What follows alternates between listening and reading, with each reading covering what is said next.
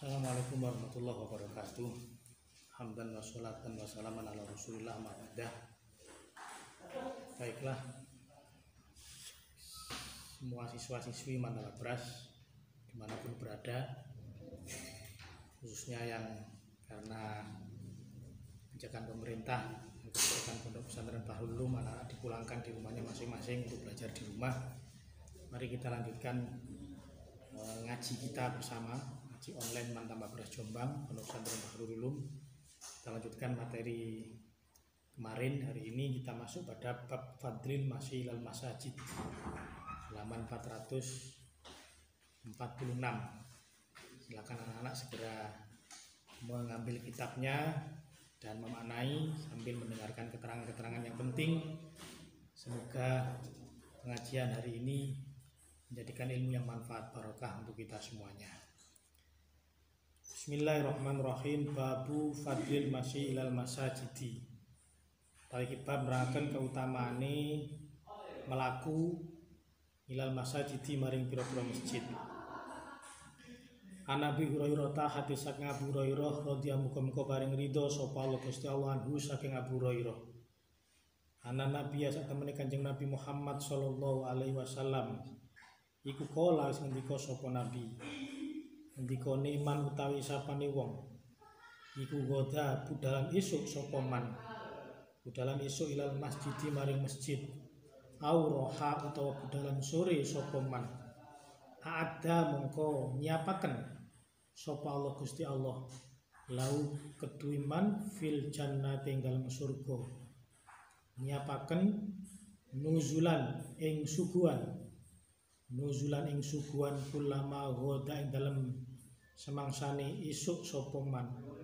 Au roha utawa sore sapa man. Mutafakun nyepakati sapa Bukhari Muslim alih ngatasi hadis. Wa anhu lan hadis saking Abu Hurairah ana Nabi sak temene Kanjeng Nabi Muhammad sallallahu alaihi wasallam iku kala sing dika sapa Nabi dikone man utawi sapane wong iku tatahharo bersuci sapa man. Iku tatahharo bersuci sapa man, bersuci fi baiti ing dalem omahe man. Wudu mulai dari rumah sudah siap-siap menuju ke masjid. Summa madho nuli lunga sapa man. Summa madho nuli budalan utawa lunga sapa man ila baitin maring masjid. Ila baitin maring masjid min buyutillahi saking pira-pira masjid Allah. Min buyutillahi saking pira-pira masjid Allah. Jadi masjid itu dalam kalimat Al-Quran maupun keterangan-keterangan hadis adalah dari dasar kata baitun, buyutillah. Makanya Ka'bah itu hakikat masjid, inti dari masjid adalah Ka'bah, istilahnya adalah Baitullah atau rumahnya Allah. Lihat dia krono nekani sapa man. Lihat dia krono nekani sapa man faridotan ing kewajiban. Faridotan ing kewajiban min faraidillah saking pira-pira kewajiban marang Allah. Ateges maksudnya salat 5 waktu senantiasa di masjid. Kanat mongko ono apa khutuwatu pira-pira jangkahan iman. Apa khutuwatu pira-pira langkah iman. Apa khutuwatu pira-pira jangkahan iman. Ikhdahuma utawi salah sijine khutwa taini jangkah atau langkah. Tahutu iku nglebur. Iku tahutu nglebur khotiatan ing keluputan atau kesalahan. Wal ukhra lan utawi kang keri. Wal ukhra utawi kang keri tarfa'u ngluhuraken apa ukhra darajatan ing derajat. Darajatan ing derajat ruwataken hadis sapa muslim. Jadi bahwa setiap seseorang yang menuju ke masjid, langkah kakinya itu dihitung, diganjar, dicatat tersendiri oleh Allah, baik berangkatnya maupun pulangnya. Berangkat ke masjid itu bermakna, berarti mempunyai hikmah, mempunyai fadilah, menghapus semua dosa. Nanti pulangnya dari masjid, langkah-langkah pulang dari masjid itu diganjar, fadilahnya adalah diangkat derajatnya. sudah dihapus kesalahannya, kemudian pulang diangkat derajatnya. Begitu besar pahala fadilah yang disediakan oleh Allah kepada para hambanya yang mau untuk senantiasa sholat ke masjid. Nah, sekarang persoalan tersendiri karena musim virus corona, pemerintah maupun pihak-pihak terkait menghimbau untuk mengurangi kegiatan berkumpul bersama, kerumunan massa. Maka bagaimana kita bersikap? Kita harus tetap berpegang teguh pada aturan pemerintah, karena kita bagaimanapun adalah atiullah wa atiur rasul wa ulil amri dalam Al-Quran. Kita harus taat pada Allah, taat pada Rasul, dan taat pada pemerintah. Kalau pemerintah menganjurkan seperti itu demi kesehatan, demi kebaikan bersama, maka kita wajib ikuti. Toh ini adalah karena keadaan darurat. Berarti bagaimana ya kalau pemerintah menganjurkan untuk lebih banyak di rumah dulu ibadahnya, ya kita ikuti, tidak apa-apa. Tidak mengurangi niat kita bahwa kita ingin ke masjid. Tidak boleh kita kemudian memperdebatkan, mempertentangkan, apalagi kemudian sampai menghujat pemerintah. Itu saya kira tidak baik dan tidak bijaksana. Karena pemerintah sudah berkonsultasi dengan para ulama bahwa karena kondisi wabah corona sehingga sebaiknya tidak sering terjadi berkumpulnya massa, maka ke masjid dikurangi. Bahkan ada anjuran dari PBNU, sholat Idul Fitri di rumah, tarawih di rumah. Ya monggo, masing-masing harus mempersiapkan diri sebaik mungkin demi segera berakhirnya pandemi wabah corona ini. Saya kira yang penting kembali pada niatnya masing-masing. Sudah niat ke masjid tetapi dilarang oleh pemerintah dalam rangka kesehatan, ya tidak usah berangkat, nggak apa-apa. Sholat sendiri di rumah bersama keluarga, memperkuat kedudukan keluarga di sisi Allah dalam hal ibadah. Saya kira dalam kaidah yang lain ada dalil mengatakan niatul mukmin khairum min amali. Yang penting kita niatnya sudah ke masjid. Saya kira Allah Maha mengetahui bahwa kita meskipun sholat berjamaah di rumah, hakikatnya kita adalah setara mendapat pahala juga di masjid karena keadaan darurat seperti ini. Jadi kita ikuti anjuran pemerintah. Kalau kemudian ke masjid karena sudah menjadi kebiasaan, hatinya senantiasa tergantung pada masjid, rajulun mu'allaqatun fil masajid, setiap hari tidak pernah lepas dari masjid, tidak apa-apa, berangkat saja ke masjid. Yang penting prosedur standar operasionalnya tetap diikuti. Bagaimana tidak terlalu dekat dengan berdekatan dengan satu sama lain. Kemudian tangannya senantiasa membawa hand sanitizer.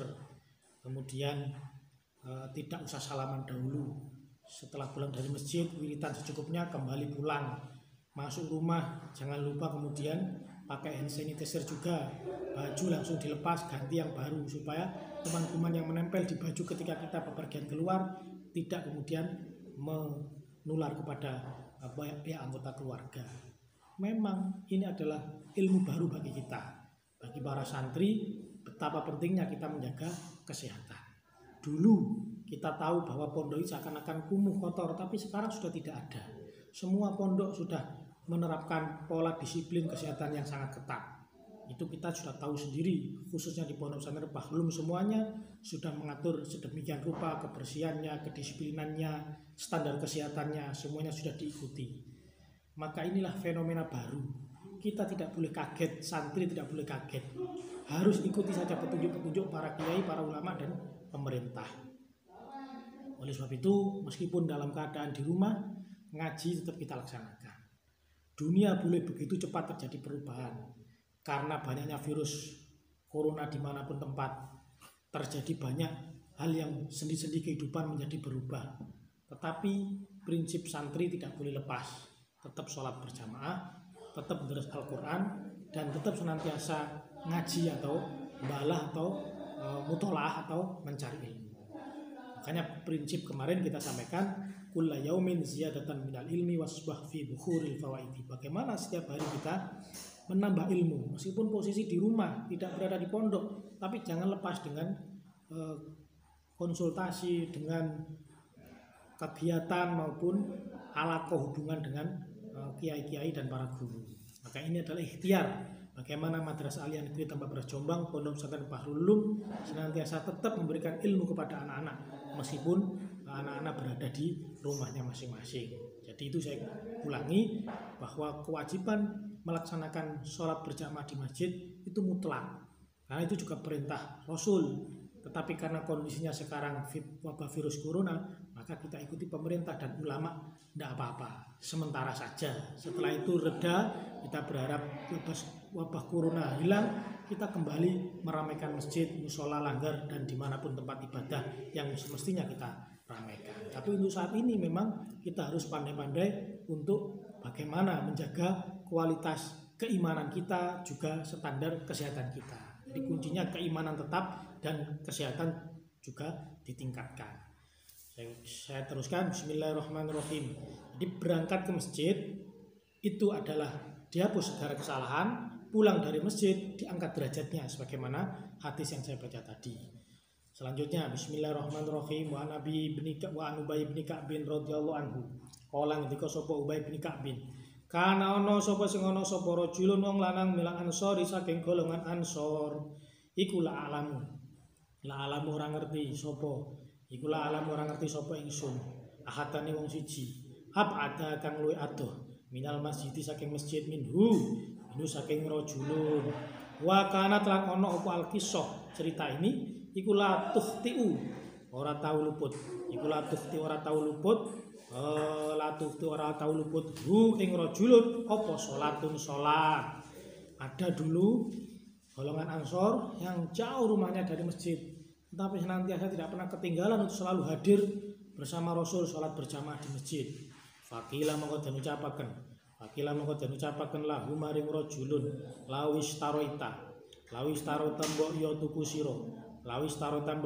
sira himaron ing himar, maksudnya kendaraan. Kalau sekarang himaron ing himar tarkabu kang numpak sira hu ing himaron fi dzulma yang dalam waktu peteng, wa fi romdoi lan ing dalam waktu banget panas.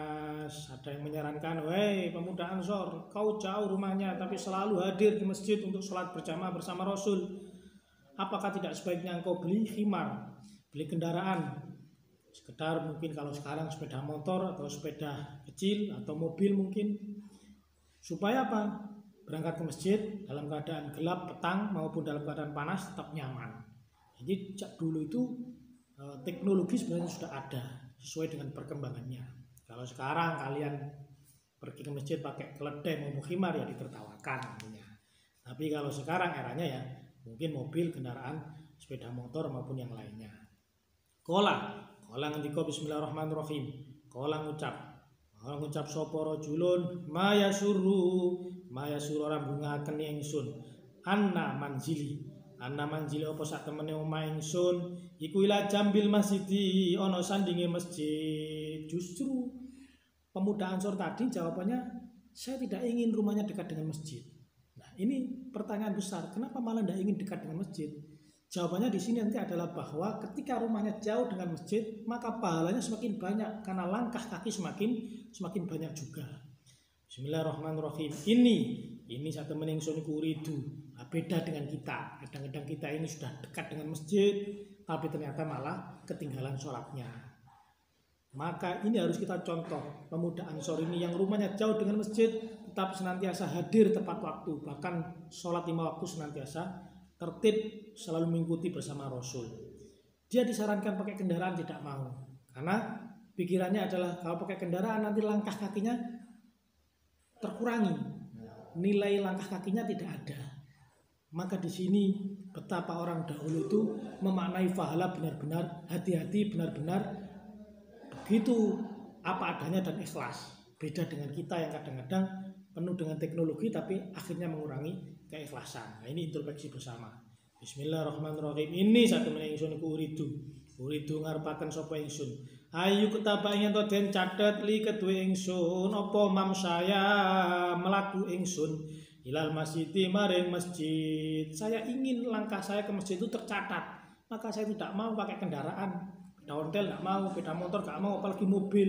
Nah, maka inilah pemuda Ansor luar biasa. Meskipun jauh, dia akan berpanas-panas, berlelah-lelah untuk jalan kaki ke masjid dalam rangka menyongsong raihan pahala langkah kaki itu. Warujuilan bali ni ingsun mulai ni ingsun ida roja'tu naliwakane bali sapa ingsun ila ahli maring keluarga ingsun. Faqala mongko ngendika sapa sing ngendika sapa Rasulullah Kanjeng Rasulullah sallallahu alaihi wasallam.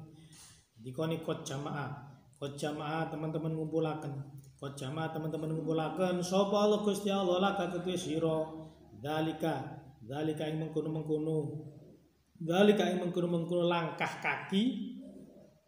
Dalika ing mengkono-mengkono khutwa atau langkah kaki. Kullahu yaskabane dalik. Apa jawaban Rasul? Allah mengumpulkan pahalamu, langkah kakimu baik berangkatnya maupun pulangnya. Benar-benar diberkahi. Langkah kaki masjid itu mulia. Maka kalau santri sudah sangat dekat dengan masjid, hendaknya jangan lupa senantiasa untuk tidak ketinggalan dalam sholat berjamaah. Bila perlu kepingin pahalanya banyak, sebelum ke masjid muter-muter dulu. Nah, tetapi tetap tujuannya adalah ke masjid, maka langkah kakinya itu semakin terhitung banyak.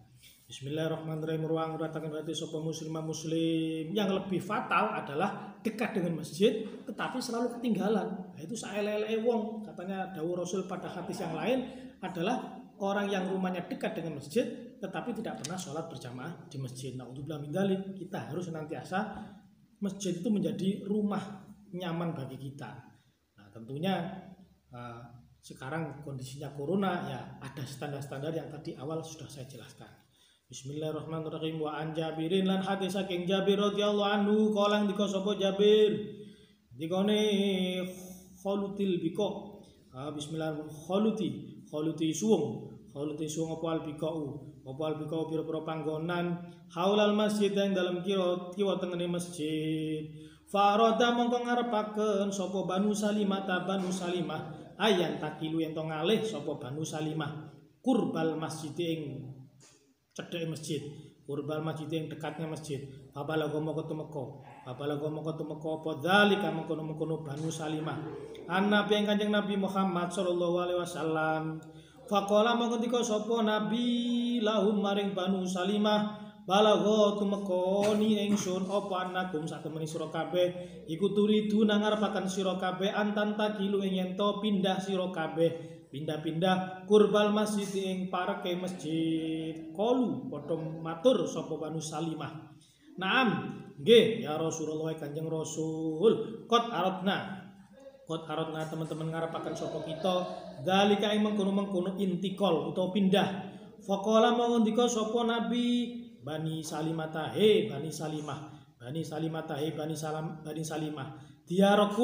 diarakum netepono omah sira kabeh.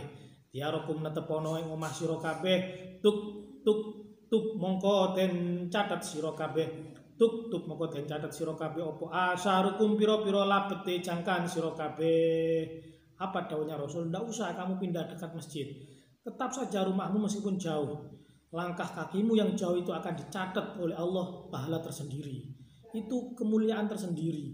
Asal tetap ke masjid. Jangan sampai jauh malah enggak jauh, malah tidak ke masjid. Nah, beda itu. Apalagi dekat. Nah, ini penting bagi kita semuanya. Kalau mencari rumah atau membuat rumah atau membangun rumah, hendaknya memang sebaik-baik tempat adalah dekat dengan masjid.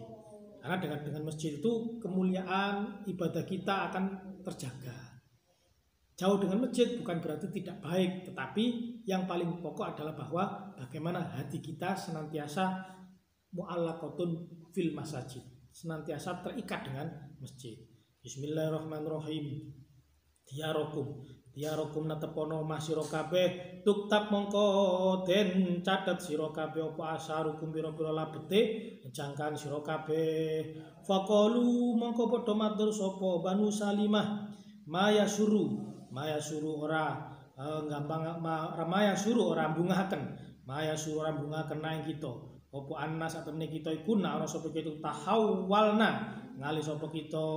Jadi akhirnya berubah pikiran, tidak membatalkan untuk pindah dekat masjid karena didhawuhi oleh Rasul untuk tetap meskipun rumahnya jauh, karena itu ada nilai pahala tersendiri ketika langkah kaki menuju ke masjid. Bismillahirrahmanirrahim. Ruang ngruwataken hati sapa muslim warwa lan ngruwataken sapa Al-Bukhari makna utawi artine hadis iku min riwayati Anasin saking riwayat Anas.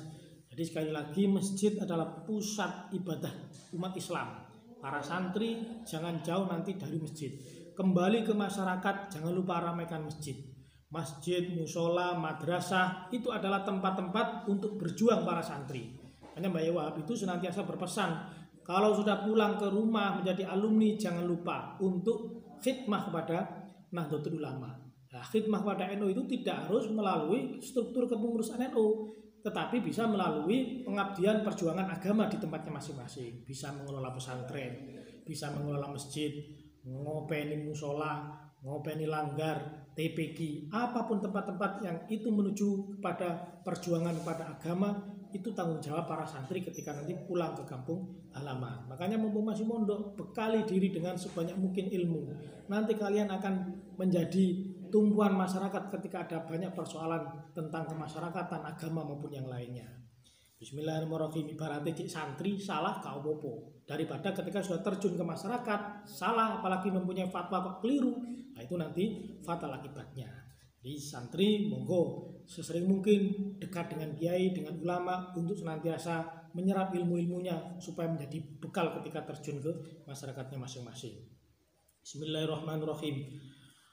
Wa Nabi Musa radhiyallahu anhu wa Nabi Musa lan hadis saking Nabi Musa radhiyallahu anhu ridani sapa Allah Gusti Allah anu saking Nabi Musa kalang dika sapa Nabi Musa kalang dika sapa sing ngendika sapa Rasulullah Kanjeng Rasulullah sallallahu alaihi wasallam inna a'dhaman nasi ajron fis sholati inna a'dhaman nasi sak temene luwih agung-agunge menungso apane ajron ganjarane fis sholati ing dalam salat iku abaduhum luwih ado-adoen nas ilaiha maring salat apane tamsan melakuni apane mamsan melakuni fa abaduhum mongko luwih ado-adoen nas waladilan utawi wong yang tadiru kang ngenteni sapa aladi has salata ing salat hatta yusolliya hingga nglakoni salat sapa aladi ha ing salat mal imami sartane imam iku adamu luwih agung apane ajron ganjarane minal ladzi tinimbang wong yusolli kang salat bismillahirrahmanirrahim ha ing salat summa yanamu nuli turu sapa alladzi. Ya, ini hadis ini menjelaskan bahwa manusia yang paling agung pahalanya adalah ketika menuju salat itu adalah jauh tempatnya tapi tetap mau berangkat. Ini mulia sekali.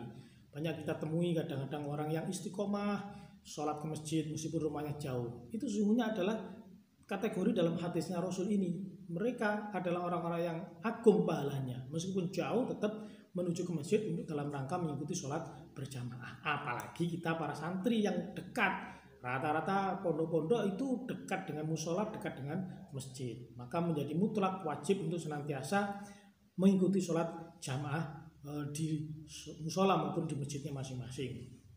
Termasuk adalah yang kedua adalah orang yang senantiasa menunggu sholat. Setelah sholat tidak langsung tidur atau beranjak, tetapi senantiasa melaksanakan banyak wirid-wirid, berdoa dan sebagainya sambil menunggu sholat yang akan datang. Nah, ini ilmu-ilmunya para kiai-kiai ulama-ulama kuno dulu seperti ini. Setelah pulang selesai sholat maghrib tidak langsung pulang, tetapi biasanya jagongan dulu nunggu adzan isya. Nah, ini tidak kemudian semata-mata hanya jagongan semata, tetapi nilainya adalah karena melandaskan pada hadis ini, menunggu datanya sholat lagi.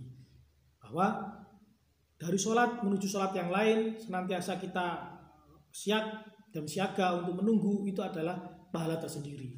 Daripada kita sholat langsung pulang, sholat langsung pergi, sholat langsung gak wiritan, langsung lari dan sebagainya. Nah, itu ya pahala, tapi beda dengan orang yang senantiasa sholat, setelah itu wiritan, menunggu sholat lagi yang akan datang. Itu luar biasa pahalanya. Bismillahirrahmanirrahim. Muttafaqun alaih. Nah, ini jarang sekarang orang seperti itu, karena zaman sekarang rata-rata sudah repot, sibuk dan penuh dengan aktivitas, sehingga sholatnya itu ya kadang-kadang tidak dilanjutkan dengan wiritan yang panjang. Meskipun kita tahu banyak ulama-ulama kiai-kiai yang masih mengamalkan ini, tapi untuk generasi muda kadang-kadang saya lihat sendiri ini yang kurang. Bismillahirrahmanirrahim. Muttafaqun alaih wa an Buraidah radhiyallahu anhu anin Nabi saking Kanjeng Nabi Muhammad sallallahu alaihi wasallam.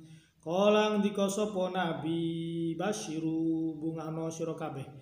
Basyiru bungahno sira kabeh al-masyaina ing pira-pira kang mlaku kabeh. Al-masyaina pira-pira mlaku kabeh fi dzulami dalam waktu peteng. Ilal masajid maring pira-pira masjid binaumi ing dalem turu hatta bin nuri kelawan cahaya atami kang sempurna yaumal kiamat ing dalam dina kiamat. Orang-orang yang dalam keadaan gelap menuju ke masjid, mereka akan mendapat cahaya tersendiri pada hari kiamat. Makanya kita kadang-kadang tahu bahwa kadang-kadang menuju ke masjid itu penuh dengan rintangan, harus menyelesaikan segala urusan aktivitas. Yang sawah harus menyelesaikan pekerjaannya di sawah baru kemudian menuju ke masjid.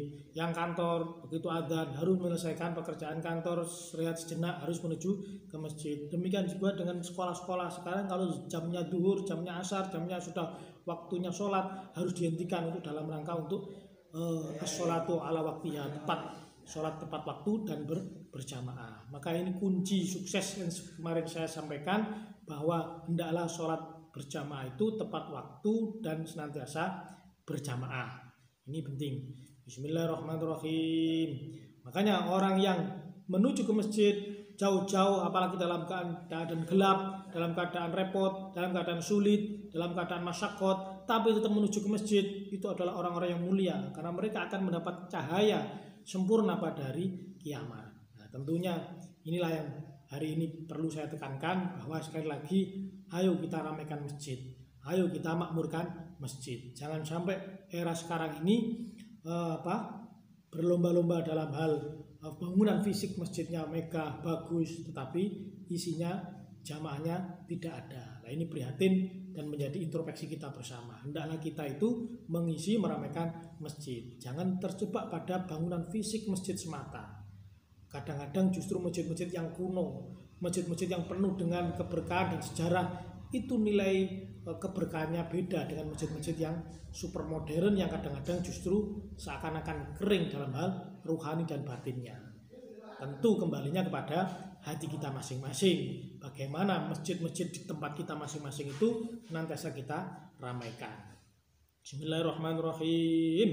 Wa an Abi Hurairah radhiyallahu anhu anna Rasulullah sak temene Kanjeng Rasulullah sallallahu alaihi wasallam iku kala ndika sapa Rasul ala adulukum ana ta nuduhaken ingsun kuming sira kabeh alama ing atase barang yang kang lebur sapa Allah Gusti Allah bi kelawan ma al khata yang pira-pira keluputan wa yarfa'ulan bisa ngluhuraken bi kelawan ma wa yarfa'ulan ngluhuraken sapa Allah bi kelawan ma darajat pira-pira derajat. Maukah kamu saya beritahu sesuatu yang Allah akan mengampuni dosamu, kemudian mengangkat derajatmu? Qalu padha matur sapa sahabat, bala ya Rasulullah, nggih wae Kanjeng Rasul, kula purun.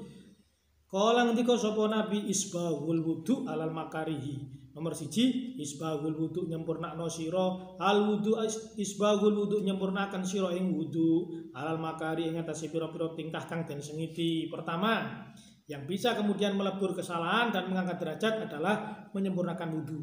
Nah, ini penting saya sampaikan lagi, wudu kita kadang-kadang perlu digurukan, perlunya nyantri di sini. Kita tahu bahwa wudu kita sudah sempurna, jangan asal-asalan, apalagi belajar di terjemahan wudu itu urut-urutannya begini, lihat gambar. Tidak, kita harus punya guru fikih bagaimana wudu kita benar. Makanya pentingnya kita mondok sehingga punya syarat ilmu yang jelas. Pertama, menyempurnakan wudu. Nomor 2, maka suratul khuta lan ngakeaken pira-pira jangkahan ilal masajid maring pira-pira masjid. Perbanyak langkah kakimu ke masjid. Makanya tadi saya contohkan seakan-akan sambil guyon, nek omamu cedek khawatir langkah kakinya hanya sedikit, gak apa-apa, muteri dulu. Nah, guyonannya santri gitu, tapi tetap ke masjid. Jangan sampai muter-muter dulu menjauh tapi malah kesasar ke pasar. Nah, ini beda. Bismillahirrahmanirrahim. Wanti darus sholati lan ngenteni sholat ba'da sholati ing dalam sawise sholat. Nomor 3, senantiasa menunggu sholat. Nah, ini bedanya kita di rumah atau masyarakat Indonesia di kampung halamannya sendiri dengan orang yang beribadah di Masjidil Haram maupun Masjid Nabawi. Kalau di Indonesia itu sholat menunggu menungso, sehingga pujiannya panjang, jamaahnya tidak datang-datang. Nah itu jadi sholat ngenteni menungso. Tapi kalau di Mekah Madinah beda jelas jauh. Di sana itu justru menungso ngenteni sholat. Nah ini bedanya, rahasia kenapa kok bisa seperti itu di Baitullah, di Haramain Mekah Madinah sana. Karena nilai ibadah sholat jamaahnya sudah tingkat derajatnya juga beda. Sholat di sana itu setara dengan 1000 kali sholat di tempat yang lain. Nah, itu termasuk sholat di sana adalah karena apa? Sebelum azan berkumandang, orang 3 jam sudah baris menunggu sholat dikumandangkan maupun jamaah sholat dilaksanakan. Makanya saya katakan bedanya di kampung halaman, di rumah dengan di Mekah Madinah itu sangat nyata. Kalau di sana sholat manusia menunggu sholat. Nah, kalau kita di kampung halaman di rumah sholatnya menunggu manusia. Saking menunggu suwi kadang-kadang sing pujian yo pancet orangnya, sing ngimami yo si fulan itu. Jadi ngimami pujian yo sak ngomati yo pancet orangnya karena tidak datang-datang jamaahnya. Karena tadi itu kalau di kampung halaman itu adalah sholat menunggu menungso, tapi kalau di Mekah Madinah menungso menunggu sholat. Maka kebahagiaan tersendiri, kehebatan dan kemuliaannya. Jadi nomor 3 adalah wantidoru sholati ba'da sholat, ngenteni sholat ba'da sholat sawise sholat. Fadzalikum mangka utai mengkono fadzalikum utai mengkono isbahul wudu kasratul khuta lan wantidoru sholat iku arribatu aran netepi ibadah, iku arribatu aran netepi ibadah. Ini kata-kata ribat ini yang akhirnya menjadi istilah di pondok pesantren Bahrul Ulum. Pondok-pondok istilahnya adalah ribat-ribat. Maksudnya adalah tempat untuk senantiasa mengistiqomahkan ibadah. Jadi tempat ribat-ribat itu tempat diam diri untuk istiqomah ibadah, istiqomah thalabul ilmi, istiqomah mendekat kepada Allah. Nah, makanya istilahnya adalah wadzalikum ar-ribat. Ada wali santri yang tanya, kok namanya ribat bukan pondok? Ada apa Gus kok begitu? Ya kalau kita merunut asal usulnya kata-kata ribat ya dari ini. Artinya ribat adalah tempat untuk melanggengkan ibadah. Ribat-ribat di pondok pesantren Bahrul Ulum adalah tempat para santri melanggengkan ibadah dan melanggengkan untuk thalabul ilmi. Fadzalikumur ribat, fadzalikum utai mengkono isbahul wudu kasratul khuta wantidaru sholat iku arribatu panggonan netepi ibadah. Rawang nguratakan hadis sapa muslim wa Nabi Saidin sumakola wallahu a'lam bishawab. Demikian materi pada hari ini. Sekali lagi anak-anak tolong senantiasa di rumah bawa kitabnya, pelajaran-pelajarannya. Ada banyak pembelajaran jarak jauh yang disampaikan oleh madrasah maupun pondok. Maka hendaknya di rumah tetap untuk senantiasa thalabul ilmi, mencari ilmu meskipun melalui dengan media online dan sebagainya. Karena apa? Memang kondisinya seperti ini, harus sabar, memperbanyak berdoa. Santri harus tidak boleh kagetan, tidak boleh gumunan, tidak boleh panik. Apapun yang terjadi, tetap bahwa ngaji Quran, beres Quran, sholat jamaah dan ngaji kitab harus dilaksanakan di rumah masing-masing. Dan tolong jaga diri, jangan keluar-keluar rumah, jangan keluyuran karena situasinya seperti ini. Supaya apa? Kalian nanti bisa tetap sehat, bisa kembali ke pondok dalam keadaan sehat semuanya. Salam sehat dan salam semangat. Ihdinas siratal mustaqim. Wassalamualaikum warahmatullahi wabarakatuh.